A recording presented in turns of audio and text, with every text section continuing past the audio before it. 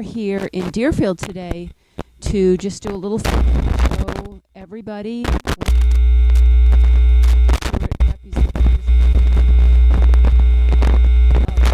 PSNH row that they want to build the northern pass on.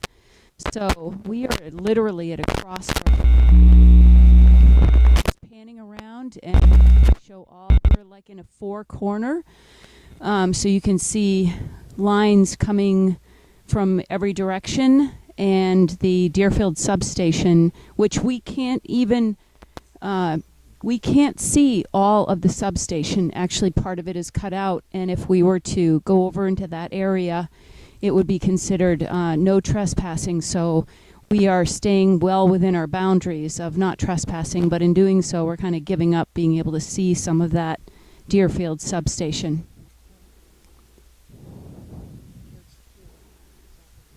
Yeah, there's a house up right on the line there. So they're going to be, this is the direct path of the Northern Pass.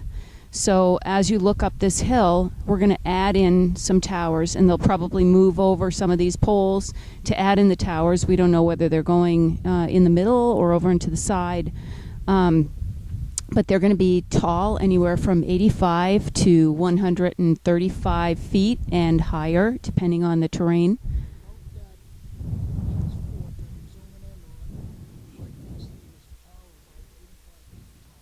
Okay. Yeah, so we would be adding into this. So what I want to say about this is that by 2030, if PSNH gets their way, what they'll probably do is have a line something like what's going on here. So they'll want to, it is said that they will actually want to add on to the Northern Pass. So the Northern Pass wouldn't be the only thing that they would want to put in that right away. We also attended a meeting up in Sugar Hill. That was on the 1st of July, and that was at the Caroline Crapo Memorial Building up in Sugar Hill.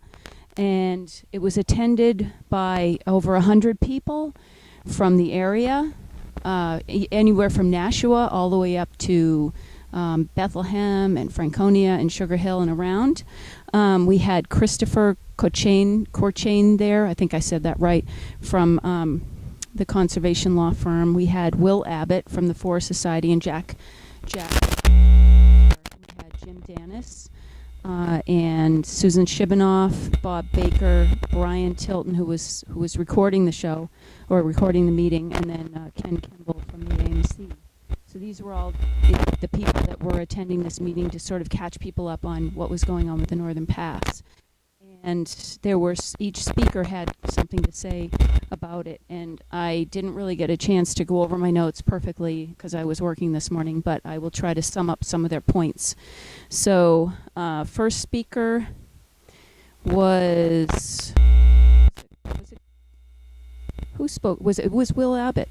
Doy. Okay, my memory's shot. Okay, so Will Abbott spoke first.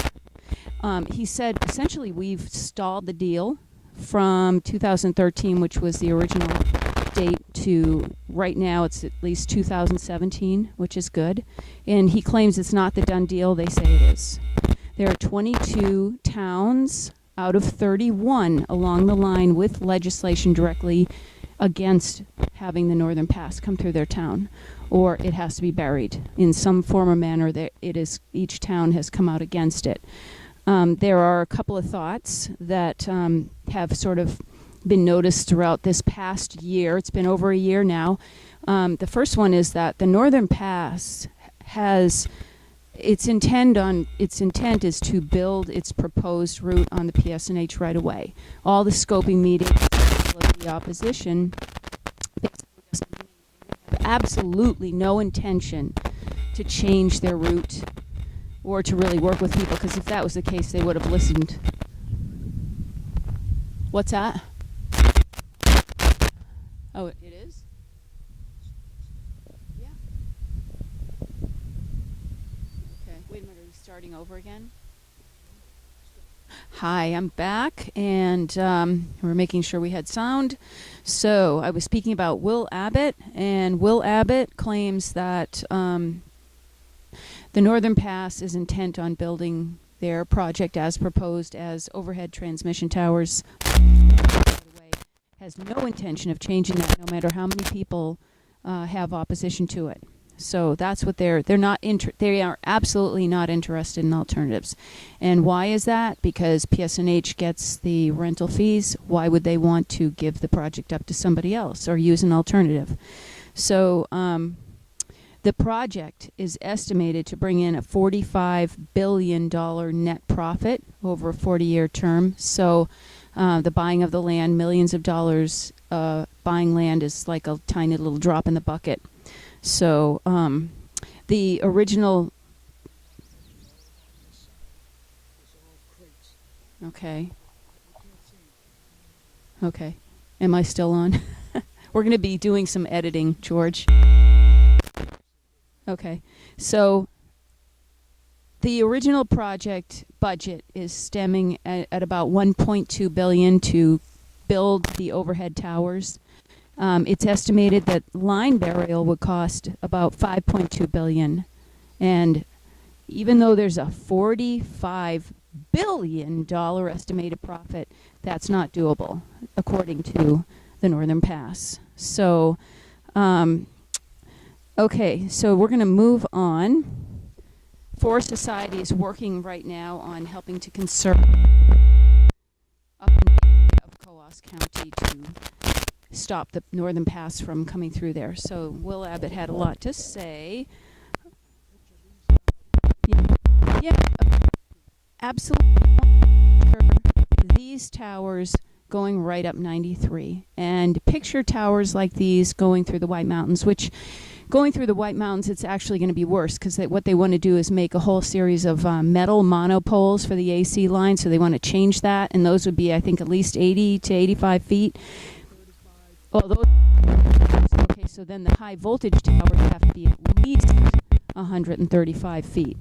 So there would be two metal poles, metal towers that would be well above tree line if we went through the White Mountain National Forest. And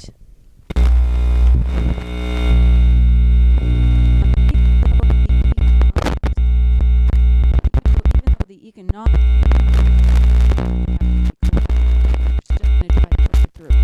Okay, so we did hear Christopher Corchain from the Conservation Law Foundation. Yeah, okay.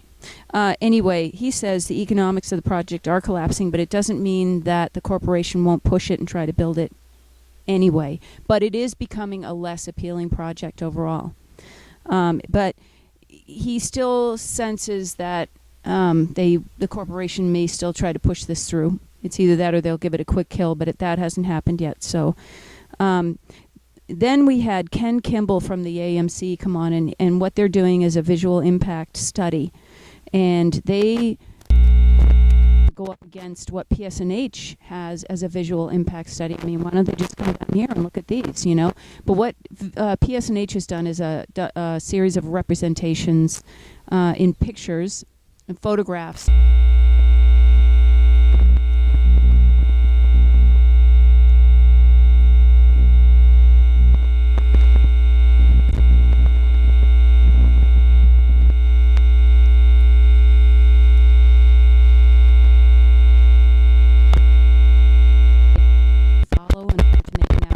Accurate representation. So the AMC is out to make an accurate representation on that. So that was interesting, and we hope that they can come out with a better, more accurate picture of what it would look like. Of course, I think our picture right here is pretty darn accurate. What do you think, people?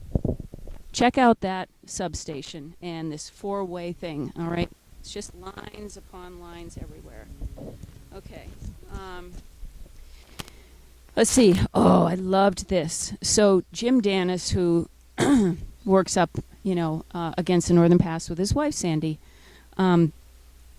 they are lawyers, and what they are doing is speaking about property values. Now, what we have is HB 648, which says no eminent domain, and that's supposed to protect our property values. But what happens when the Northern Pass comes through your land or land that abuts your land, or you're visually impacted by the northern pass. What happens is that northern pass actually extracts value from your land or the land next to you. So there's a net value of extracting value from several thousand properties, and that should be a property right issue. So the extraction of value from your land should be a property rights issue. And so this is what's going to happen now, is that we're going to, Jim Danis and his wife Sandy are kind of studying this aspect and saying, not so fast, Northern Pass. We're going to, we need to just kind of prove that land value is going to be impacted. And, what Jim said was, if you ask the Northern Pass, or if you say to the Northern Pass, my land value is impacted, their answer is, no, it's not. Everything is fine. You won't lose any value. They claim that there's zero impact on land value. And for them to claim that, it seems pretty outrageous to me. He said it's so ridiculous and absurd that it leaves you at a loss to even think about it. So there's an involuntary extraction of land value caused by the Northern Pass. No private company should be able to extract value from tens of thousands of properties. Thank you, Jim Danis. Okay, so then we had Susan Shibanoff, and let's see. Susan talks about the severe visual impact that the towers are going to have on the route through the White Mountains. And she also spoke about an instance in 1986 when a company, New England Hydro, originally proposed to put 90-foot towers on the PSNH row that would go through the White Mountains. So the developers and the DOE actually concurred.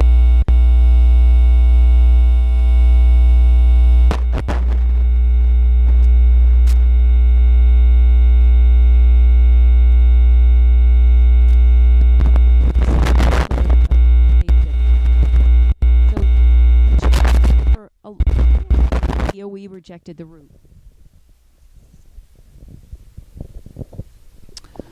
I'd like to draw your attention to this little kid's foot right up here in the middle of the camera. This is somebody's backyard, and if you can see that his little foot is right underneath these towers and these wires. These people actually live in a house right to the right of that little foot, and their whole backyard is underneath these wires and these towers. Back to Heather. All right, so next up was Tom Wagner. Not Tom Wagner, I'm sorry. This was Susan Shibanoff. She was still talking.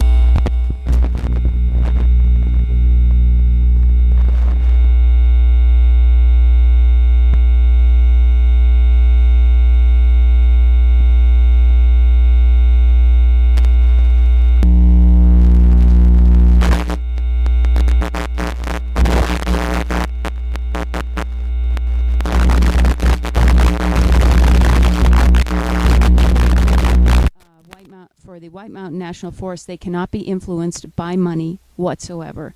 Money has to be out of the equation, period. And technical difficulties are not acceptable. Therefore, their decision should be based on what is best for the White Mountain National Forest.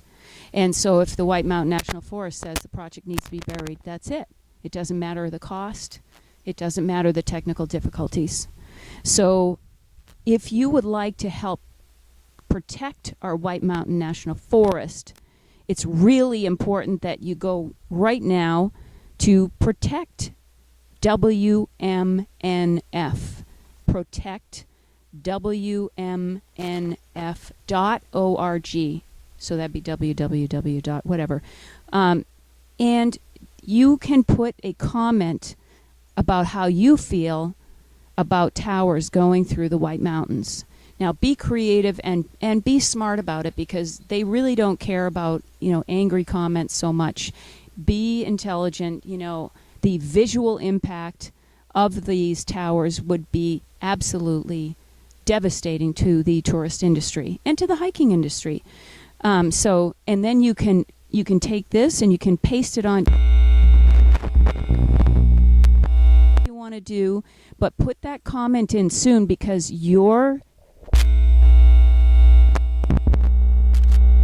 Bob Baker talked about tracking land sales.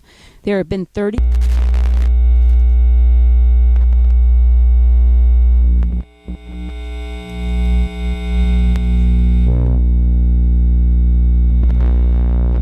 who either don't live there or they are not they are not voters in Coas, or they live out of state. Okay? And this is not about any kind of this route is not developed to be environmentally sensitive. It is developed over who will sell the land, period. And so Bob has noted that they are actually having certain tactics that PSNH, or that the people who are buying land for the Northern Pass, these representatives who hire the land agents and the real estate companies, what they do is they hire the land. The land agents actually go around, and one of the tactics is to hire the relatives and actually pay the relatives to talk to the landowner that they're related to sell land to the Northern Pass and do whatever it takes. So there are people within families that are being pitted against each other just to build the Northern Pass. So there shows no moral fiber whatsoever. Then they pit neighbors against neighbors. So they will say, hey, Joe Smith is selling, if you don't sell your land to the Northern Pass, then Joe Smith will sell his land and you'll be looking at the towers anyway. So that is some of the tactics that they are using. Right now, the route is going through in that area, Pittsburgh, Clarksville, and Stewartstown. So PSNH and Northern Pass are playing games. And that doesn't seem like fair tactics, but apparently they're not a fair company. So we wanted to just go over these particular items that were reviewed in this meeting, if you obviously didn't go, so we could let the viewers who are viewing this and who are concerned citizens understand what we're up against. And we wanted to film here today specifically to show people a near realistic view. Of course, these are wooden poles, so let's be, clear about this. These are wooden poles. These are not metal lattice towers. These are actually wooden poles. So the addition of the Northern Pass structure would be a wooden lattice, a metal lattice structure. Woo! Yeah, I was doing pretty good. Okay, and so we really wanted to give you some kind of a visual impact, and we wanted you to see the Deerfield substation, how huge that is, and that if you look there where it's being cut off on the left-hand side of the picture, there's almost as much metal lattice work over on that side as there is over on the right. Yeah, there's a bunch of crates, and there's a big no trespassing sign that we abided by and decided to be legal to come over to here. And is there anything else I should mention, George? If you have questions or comments, feel free to go to support us at knonorthernpass.org. And we are the Alliance Against Northern Pass. And we are also on Facebook as the Alliance Against Northern Pass. And we wish you well, and please contact the Protect WMNH. Did I do that right? White WNM nf.org. Thank you, and have a good day.